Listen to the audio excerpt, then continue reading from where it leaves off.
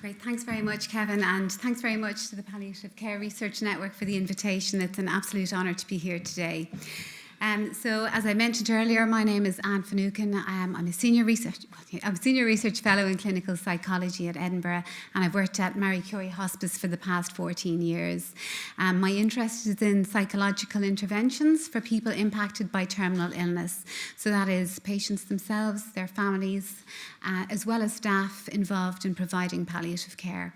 So I'm very pleased to be here today to talk about some of our research work on acceptance and commitment therapy in these contexts. So first, I'd just like to just talk about what is acceptance and commitment therapy. So acceptance and commitment therapy is a form of, or can be considered a form of cognitive behavioural therapy that uses a range of techniques to enhance psychological flexibility. And psychological flexibility then is the capacity to open up to our thoughts and feelings, even when these are difficult or challenging, to be aware of how they impact us in the present moment, and to engage in actions or behaviours that are consistent with what is important to us as a person and the type of person that we want to be. So I'll try to illustrate psychological flexibility using two pieces of paper. This is a metaphor, and in ACT metaphors are quite common because metaphors are something that can be quite easily remembered, and they convey a good deal of information briefly. So on this piece of paper we have unwanted thoughts and painful emotions, and here we have values of what's important to us as a person. So often when people are really struggling with a difficult situation, it is the unhelpful thoughts and difficult, painful emotions that are really foregrounded. And sometimes it's very hard to see the values or what's the background. So they might be in the background or they may not be at all visible. So part of the role, or one of the focus of aims of acceptance and commitment therapy, is to kind of support this shift in movement so that the values piece becomes more prominent. We still have the unwanted thoughts and feelings here. They haven't gone away. We're not trying to change them. We can learn from them, we can notice them, but they're not dominating our thoughts or guiding our actions. It's the values, what's important to us, the person that we want to be, that's what's guiding the things that we decide to do and the way we behave.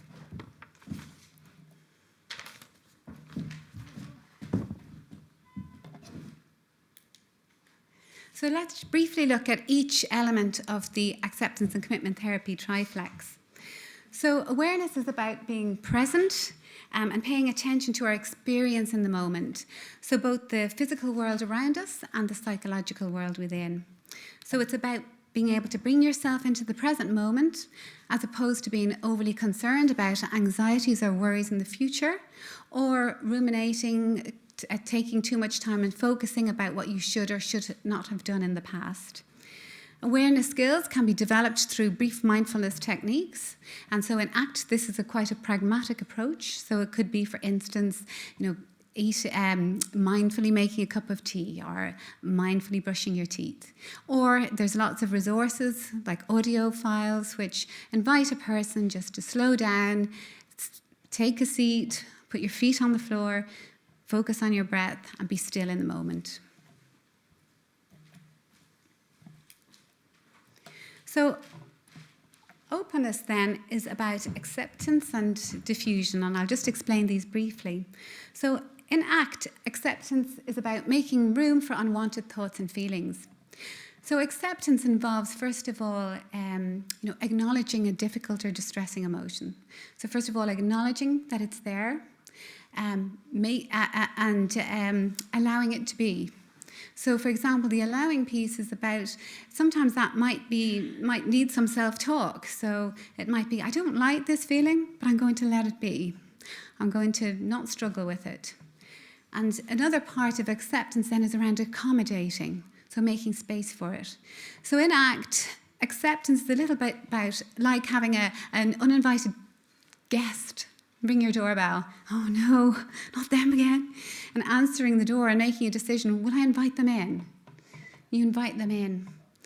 Will I just let them sit at the table and give them a cup of tea, accommodate them, and get on with what you really want to do? Diffusion then is about stepping back or finding techniques to kind of detach or just step back from these difficult or painful emotions. So even though they're there, just finding techniques that they're just not right in front of you and where you're getting stuck or tangled up in them, not able to see anything else. So the third part of the triflex is engagement. And engagement is about identifying, recognizing your values. So values are like a compass because, as you know, they give us direction. An important part of ACT is recognizing, what's important to you. Committed action, then, is about taking action or behaving in ways that are guided by your values.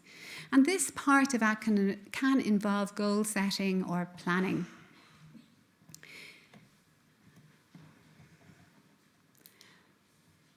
So we have very little time, but Mary did suggest that we try something a bit experiential. So I'm going to invite you with this really brief exercise, and you can do it if you wish, but you don't have to. So I'm going to ask you just to imagine that you're being presented with a Lifetime Achievement Award. And by someone that is close to you, so your partner or a friend or a work colleague, and they have been asked to write a speech about you, describing the type of person that you are. So what 3 things would you most want them to say about you? What are the qualities that you would want them to say that they admire about you? So I'm just going to give you a moment just to think about that, just for a moment. You can choose to write it down or just think about it.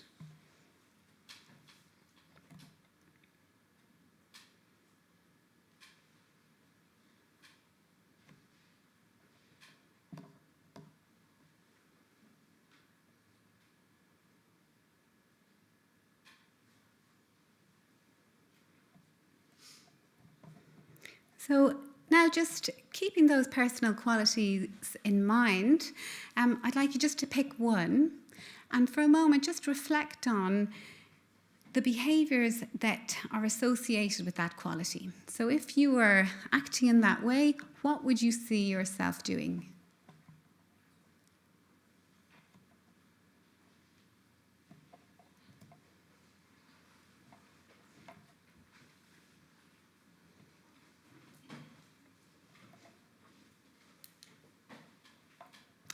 So, and now just bearing this in mind again, we're going to just move on to the action piece. So thinking again about that personal quality that you've identified, I'd like you to think about what is the smallest step that you could take in the next 24 hours that would mean you were demonstrating that quality and acting in line with the type of person that you want to be.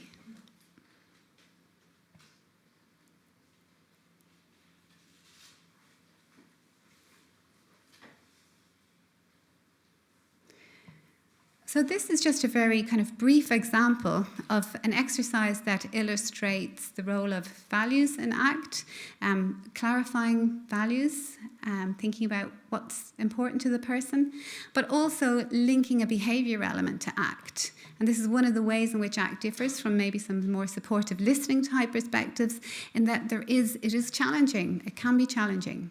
And the committed action piece is quite important in that respect. So what is the evidence for ACT? Well, in 2020, Gloucester published a meta-review of meta-analysis, of 20 meta-analysis on evidence around acceptance and commitment therapy. And they found that there's a significant body of evidence for the value of ACT in terms of managing anxiety, depression and pain, and there's a significant body of literature in particular in relation to chronic pain. The meta-review of meta-analysis showed that ACT tends to be better than inactive control conditions and treatment as usual. There was less of an effect in comparison to CBT. But overall, it was also found to be helpful in transdiagnostic groups or mixed groups of individuals with a range of diagnoses. And a more recent systematic review has also shown that ACT can be particularly helpful for supporting informal carers of people with dementia or with other chronic conditions. Because this was a meta-analysis, most of the studies were quantitative or RCTs. There was very few studies that involved palliative care populations. So one of my students, Tilly Gibson-Watt, she undertook a scoping review to look at what is the evidence in palliative care. So this allowed us to look at a much wider range of papers to see what was there. And we found that there was 26 papers. 14 of these were with patients. There was 4 with informal carers, 3 with bereaved carers, and 3 with staff. There was 2 mixed method studies. And for the most part, we found that ACT is feasible and acceptable and shows signs of efficacy, although the evidence is mixed. And that's partially because a lot of the studies involve small samples or are pilot studies or are pre-post studies where there isn't a comparison condition. But taken together, the evidence base is promising.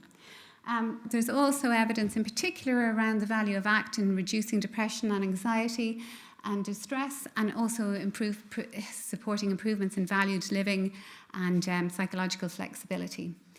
Some of the observational studies show that ACT acceptance is positively associated with adjustment, which was interesting given that Niall's survey study earlier pointed to the prevalence of adjustment problems in this population. So overall, we feel that ACT is a very promising type of therapeutic intervention for a palliative care population. So we have, myself and my colleague David Galanders have been involved in a number of studies over the last few years, which I'll mention briefly. The first is our Beaches study, and Beaches was led by Professor Nick Holbert-Williams at the University of Chester, now at Edge Hill University. And this was a clinical psychologist-led intervention delivered in a hospice setting, which involved 5 ACT sessions with patients that had recently been referred to a hospice setting. The second study then is our My Grief, My Way study, which we're just finishing up now. This is a 2-year Marie Curie funded study, which involves the development of online acceptance and commitment therapy to improve coping and quality of life in people who have been bereaved. And the third study then restores, where we've used ACT to improve well-being in hospice staff, and that is an online blended intervention involving clinical psychologist facilitation alongside self-directed learning. So I'll just briefly mention the Beaches study, and there's the Beaches team looking all very happy before we tried to recruit 20 patients. And the aim there was to develop the acceptability of brief ACT to support people with advanced cancer at the time of referral to hospice. Oh, sorry.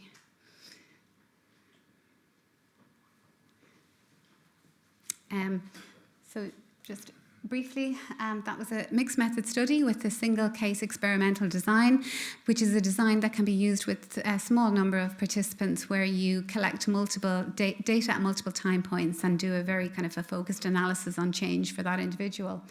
I think I've mentioned the intervention. It was led by my colleague David Galanders. But unfortunately, of over 250 hospice patients, only a small proportion, about 15%, were deemed to be eligible. The main reason was that it was judged that they were too unwell to be invited into a research study at the time of recent admission to a hospice service, or also that there was a lot of other assessments that the clinical staff needed to do, and inviting them into a research study was not deemed to be appropriate.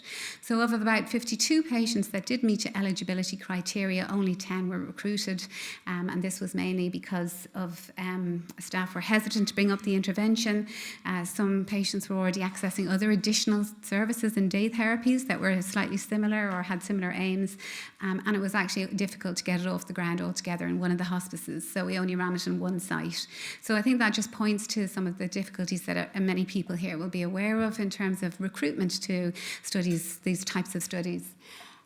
So we just concluded that there was some evidence from the qualitative findings that this was acceptable to patients, but the quantitative studies were inconclusive. So that's something that Nick we're working to kind of redevelop it and to look at how we can progress that one further. So then My Grief, My Way, as I mentioned, it's our online bereavement support based on acceptance and commitment therapy. So the first aim of the study was to develop a program theory or a logic model which would describe how an act-based bereavement support intervention could lead to improved coping and quality of life for people who'd been bereaved. And then the second part of the study was to focus on the development of a prototype intervention, to test it and to refine it. This is the process. So just to summarise, we spent the first 6 months gathering data to inform a logic model, which I'll just show you briefly in a moment. And this involved a rapid review of the literature. So we just published our review of online bereavement support interventions in palliative medicine a few weeks ago, if you want to have a look at that. We collected qualitative data with 9 therapists who use ACT to provide bereavement support to understand what are the elements from their perspective that they find particularly useful for bereavement. And we held stakeholder workshops with Cruise Scotland and with Curie, thinking of the importance of engaging stakeholders early on. And we've seen some nice examples of that kind of work here earlier today. And that's really important if we want to develop an intervention that can be implemented by the end of the research. And we also had a lived experience group consisting of 9 individuals with diverse experiences of bereavement. So just briefly then, we used this information to develop a logic model, which then informed the basis of our online bereavement support resource.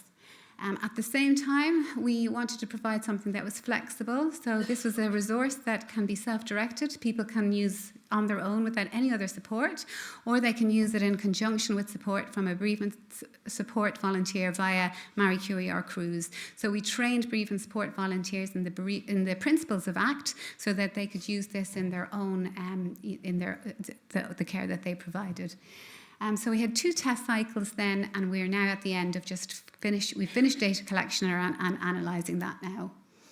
So this is the logic model, and I'll just say briefly just the value and how helpful logic models have been to us in terms of helping us clarify and have a shared understanding of how the actual intervention works.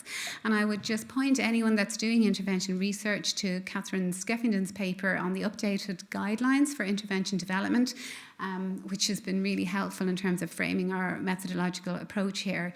But a logic model is quite helpful in that it makes you clarify the inputs, the type of outputs that you'll create, how this in turn will link to the outcomes, and what are the behavioural mechanisms that will mediate what the person accesses and what the outcomes are that you aim to achieve. And also impacts, which we don't have there. It's also a kind of a dynamic model, so after a significant amount of data collection, this will change. It is something that needs to change based on the information that you're gathering. So based on the logic model, then we used the content of the logic model to create our online resource. And if you type My Grief, My Way into Google, you'll see it. It's a prototype, so we're not sharing it widely, but as we're all friends here, you can have a look if you're interested.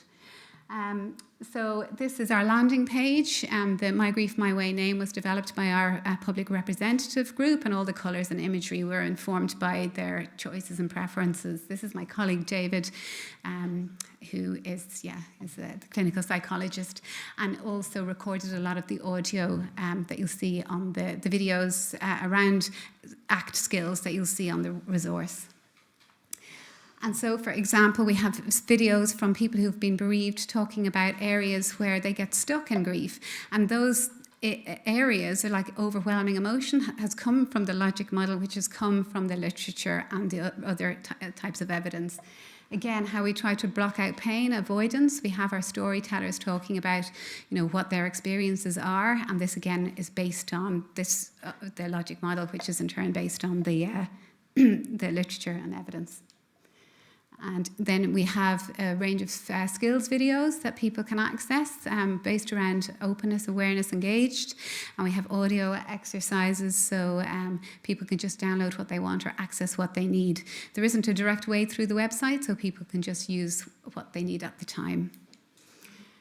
So we had a mixed methods evaluation, and we had interviews with our bereaved participants as well as our volunteers. And we collected feasibility data and questionnaires pre and post accessing the intervention. So just overall, our evidence to date suggests that the intervention is acceptable to bereaved individuals, and it's perceived as a valuable resource for bereavement support volunteers. It's possible to recruit to the intervention, and there's a good evidence for retention. We also found preliminary evidence for effectiveness with statistically significant improvements in well-being, and then just a signal of effect on other measures. And then we have had, evidence of qualitative feedback. So, for example, one of the bereaved individuals, I especially found the meditative exercises really, really useful. I had no idea how positive I'd feel after engaging in the grounding exercises, just planting those feet on the floor and developing awareness of my situation. And different people will find different things useful. So just lastly, because I can see the time, I'll just mention our third intervention then is a Restore. It's an ACT-based intervention for palliative care staff. This is, again, it's an online intervention with facilitated by a clinical psychologist 3 times during that 8-week period. We developed a workbook and videos and so on to go alongside this, and recruited staff from Marie Curie hospices in Glasgow and in Edinburgh. And for the most part, the participants found the intervention enjoyable and informative.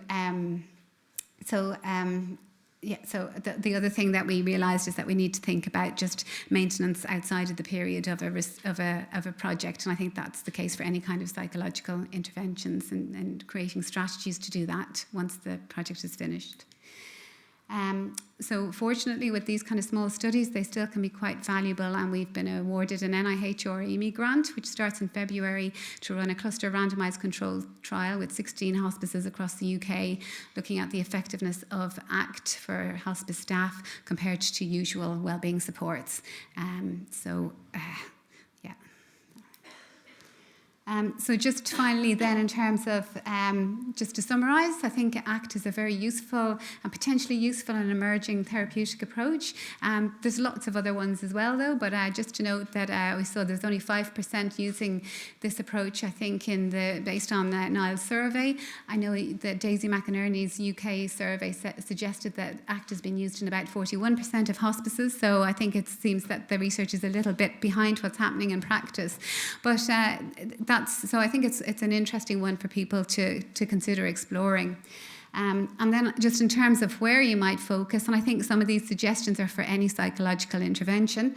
I think it's important to think about expertise, training and supervision. Who's going to deliver the intervention, who needs to do this in a way that's scalable. We know that clinical psychologists are quite limited on the ground, so is this an intervention that healthcare professionals can deliver with some support? We need to think about, the delivery, like online formats versus in-person formats, group formats versus individual formats.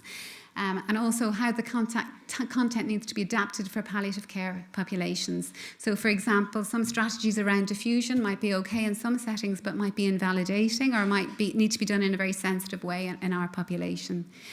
And I'll just leave them some other points there. I think the key thing here is on implementation, and I think it's really exciting to see earlier today that there's a really strong focus on implementation here, and from the early stage with examples of research where stakeholders are involved from the very start, to also in thinking about evaluation, training and rolling out interventions. So I think this is something it's done really well here and a real strength.